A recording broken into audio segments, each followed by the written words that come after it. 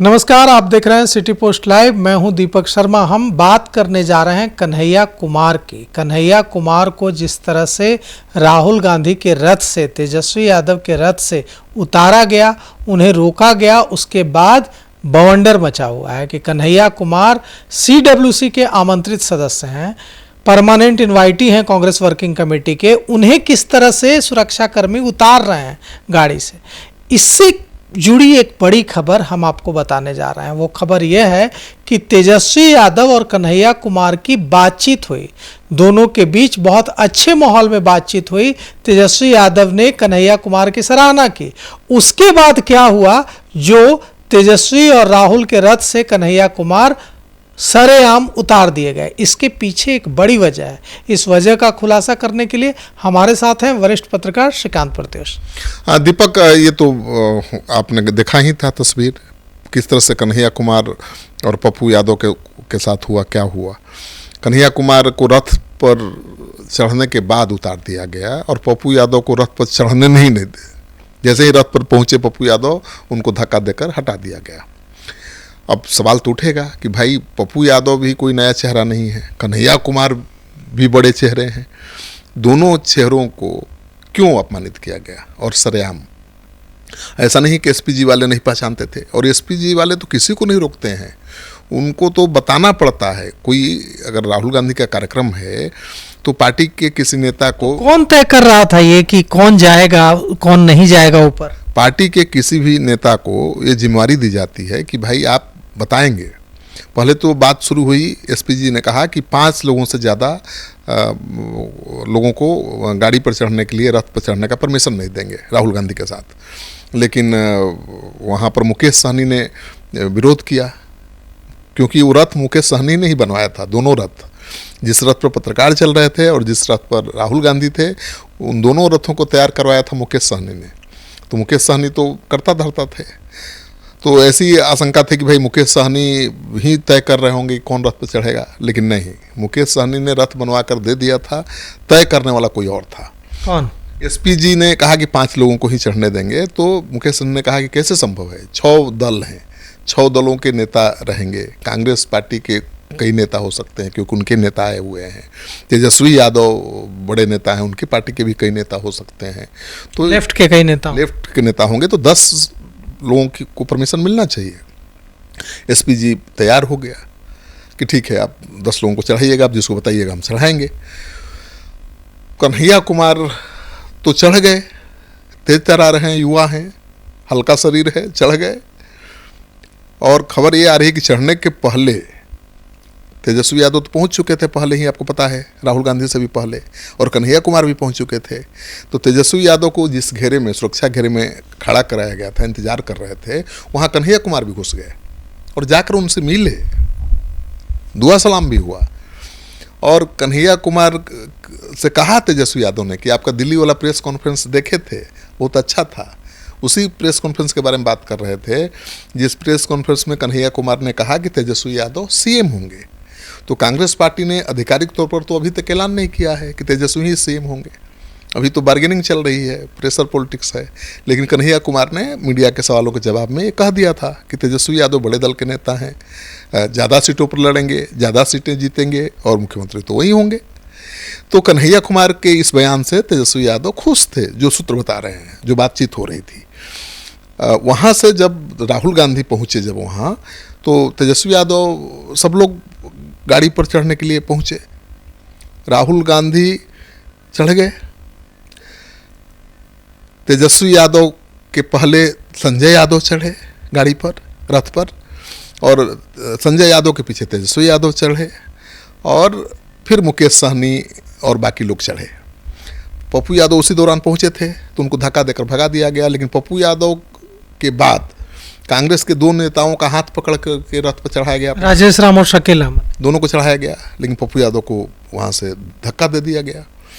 कन्हैया कुमार तो चढ़ चुके थे, कन्हैया कुमार भी चढ़ चुके थे, लेकिन कन्हैया कुमार को भी उतार दिया गया पप्पू यादव को धक्का देने के बाद। और खबर ये आ रही है कि तय तो संजय यादव कर रहे थे, संजय यादव को बताना था कि किसको रथ पर चढ़ने देना, क्योंकि राहुल गांधी तो हस्तक्षेप करेंगे नहीं। और तेजस्वी यादव बिहार के नेता हैं, तो वही जानते हैं कि किसको चढ़ने देना है, किसको नहीं चढ़ने देना है। ये तय कांग्रेस भी नहीं करेगी तेजस्वी यादव के रहते। तो तेजस्वी यादव के सबसे खास राज्यसभा सांसद संजय यादव को जिम्मेवारी दी गई थी। संजय यादव जिसको कह रहे थे, हरी झंडी दिखा रहे थे, उसको एसपीजी वाले चढ़ा रहे थे। पप्पू यादव को नहीं दिया, हरी झंडी नहीं दिखाई, तो उनको चढ़ने नहीं दिया गया। कन्हैया कुमार जो किसी तरह से चढ़ गए थे धोखे से, संजय यादव ने इशारा किया होगा, तभी उनको उतारा गया होगा। क्यों उतारा जाएगा? या किसी ने इशारा किया होगा कि भाई इनको भी उतारिए। देखिए, कन्हैया कुमार गए, तेजस्वी से मिले, तेजस्वी जी ने तारीफ की, लेकिन इस घटना से ये लगता है कि तेजस्वी यादव सहज नहीं महसूस करते हैं कन्हैया कुमार के साथ। क्यों नहीं महसूस करते हैं? इसीलिए कि वो डॉक्टर कन्हैया कुमार हैं। आप प्रशांत किशोर का बयान नहीं देखे? वो कह रहे हैं कि आपके लिए कांग्रेस पार्टी नहीं है, आप बड़े होनहार युवा हैं, काबिल हैं, आप जनसुराज में आइए, वहाँ ऐसे ही अपमान होगा आपका। तो और ये भी कह रहे हैं कि भाई जहाँ तेजस्वी यादव हो वहाँ आपके जैसे पढ़े लिखे आदमी का क्या काम है, वहाँ कहाँ आपका सम्मान होने वाला है। तो अब तो आरोप तो यही लग रहा है कि कन्हैया कुमार यंग हैं, एनर्जेटिक हैं, बहुत लोकप्रिय हैं, बहुत अच्छा बोलते हैं, तो उनको चुनौती के रूप में तेजस्वी यादव देखते हैं। और पहले भी खबर तो आती ही रही है कि कन्हैया कुमार के कार्यक्रम में भी जाने से तेजस्वी यादव, प्रजापति सम्मेलन में मन साझा करने से तेजस्वी यादव ने मना कर दिया था। बिल्कुल, तो तेजस्वी यादव गए ही नहीं। तो तेजस्वी यादव कन्हैया कुमार के साथ मन साझा करने को तैयार नहीं है, तो चुनाव प्रचार करेंगे क्या? और ये बिहार बंद में उनके साथ रथ पर खड़ा होके हाथ हिलाएंगे? उनको पसंद नहीं होगा। भले तेजस्वी यादव ने नहीं कहा उतारने के लिए, तेजस्वी यादव उनकी तारीफ करते हुए दिखे, लेकिन संजय यादव को तो पता है ना कि तेजस्वी यादव की पसंद क्या है, नापसंद क्या है। तो तेजस्वी यादव न कन्हैया कुमार को पसंद करते हैं, न पप्पू यादव को। तो पप्पू यादव को तो सल्टा दिया, आपने देखा कैसे धक्का देकर अपमानित कर दिया गया। और कन्हैया कुमार जो रथ पर चढ़ चुके थे उनको उतार दिया गया। अब खबर कांग्रेस पार्टी के अंदर से खबर आ रही है कि राहुल गांधी इस प्रकरण से बहुत नाराज हैं। राहुल गांधी नाराज हैं और कृष्णा अलावारू से उन्होंने शायद पूछा है कि ऐसा कैसे हो गया, क्यों हुआ। जो हाई वोल्टेज ड्रामा हुआ उसकी वजह से तो राहुल गांधी की खबर दब गई। राहुल गांधी ने यहाँ आकर बिहार बंद को बहुत बड़ा बना दिया, बड़ा इवेंट हो गया ना राहुल गांधी के आने से। लेकिन पप्पू यादव को धक्का दिए जाने और कन्हैया कुमार को रोके जाने की खबर उससे बड़ी हो गई। लेकिन पप्पू यादव बड़ी खबर बन गए, कन्हैया कुमार को ज़्यादा मीडिया में जगह मिली, राहुल गांधी खो गए। तो राहुल गांधी को अच्छा लगा होगा। ये मैनेजमेंट की कमी है, मिसमैनेजमेंट है। अगर कांग्रेस पार्टी के नेता राहुल गांधी हैं तो, और बड़े नेता हैं, तेजस्वी यादव से बड़े नेता हैं, तो कांग्रेस पार्टी को ये सुनिश्चित करना चाहिए था, ये तय करना चाहिए था कौन चढ़ेगा कौन नहीं चढ़ेगा। और पप्पू यादव सांसद हैं, चढ़ ही जाते तो क्या हो जाता। पप्पू यादव, अरे भाई पार्टी में राजनीति में मतभेद होता है, कोई ज़रूरी है कि तेजस्वी यादव सबको पसंद करें और सब लोग तेजस्वी यादव को पसंद करें, कोई ज़रूरी नहीं है। लेकिन अब जिसको आप पसंद नहीं करेंगे उसको ऐसे अपमानित करेंगे आप, तो पूरा फुटेज तो खा गए पप्पू यादव और कन्हैया कुमार। राहुल गांधी जी पिछड़ गए, कांग्रेस पार्टी पिछड़ गई। भाई कहाँ खबर बनना कि राहुल गांधी ने क्या कहा क्या किया, खबर तो वही थे, हेडलाइन वही थे, लेकिन कार्यक्रम खत्म होते होते सब कुछ खत्म हो गया। और एक सूत्र के हवाले से जो खबर आ रही है कि पूरी योजना के तहत पहले से तय कर लिया गया था कि दोनों आदमी को मंच पर नहीं चढ़ने देना है, कन्हैया कुमार को, पप्पू यादव की पहले से तय था। और मैं नाम नहीं लूँगा, कांग्रेस के बड़े नेता भी इसमें शामिल थे। वो नहीं चाहते थे, वो चाहते थे कि अपमानित हों, उनको पता था कि दोनों आएंगे। अरे कन्हैया कुमार बिहार के तो बड़ा चेहरा है ना भाई कांग्रेस पार्टी का, वो तो राष्ट्रीय स्तर के नेता हैं, एनएसयूआई के राष्ट्रीय प्रभारी हैं और राष्ट्रीय स्तर का कद है उनका। सीडब्ल्यूसी के आमंत्रित सदस्य हैं कन्हैया कुमार। मीडिया पर आप देख लीजिए कितना कमेंट आ रहा है कन्हैया कुमार के अपमान को लेकर। अब भूमिहार समाज तो बहुत आक्रोशित है, जो युवा हैं वो बहुत गुस्से में है कि भाई ऐसे कन्हैया कुमार का अपमान करिएगा आप। तो मुझे लगता है कि थोड़ी समझ होनी चाहिए राजनेताओं में भी। भाई विरोधी हो सकता है कोई, राजनीति में तो जरूरी नहीं कि सब आपका समर्थन करें, कोई आपका कंपटीटर भी हो सकता है, लेकिन उसको अपमानित ऐसे सार्वजनिक रूप से मत करिए। पप्पू यादव सांसद हैं, तो उनका अपमान पूर्णिया के लाखों मतदाताओं का अपमान है, ठीक है। कन्हैया कुमार के भी लाखों फॉलोअर हैं, उनका अपमान उन लाखों फॉलोअर्स का भी अपमान है।